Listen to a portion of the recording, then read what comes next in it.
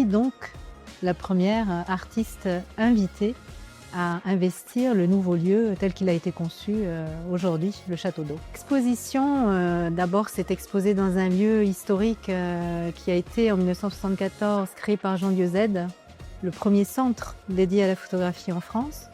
Donc il fallait trouver un projet qui soit à la hauteur de cet enjeu, l'enjeu de la réouverture, et il fallait un projet fort.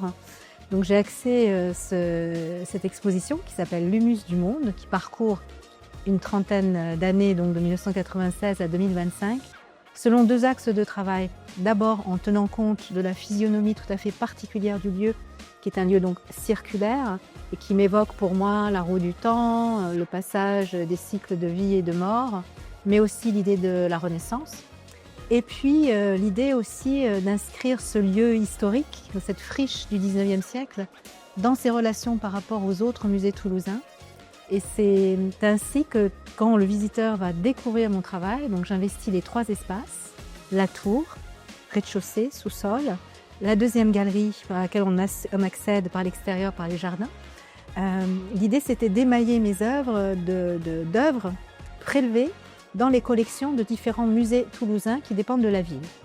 Donc vous allez trouver émaillé ici ou là de la peinture, de la sculpture, de la vidéo, des objets qui dessinent comme un portrait en creux en fait de ce que je suis, de ce qui m'anime et de mes sources d'inspiration.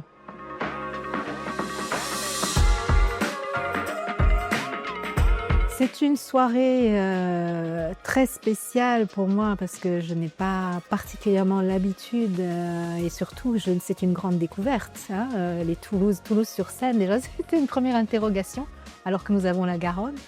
Mais c'est je trouve une soirée extrêmement chaleureuse, sympathique, où les contacts sont faciles.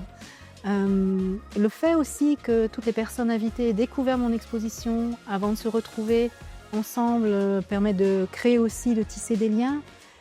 Pour moi, c'est vraiment très agréable. La surprise d'abord, mais c'est un moment vraiment très fort.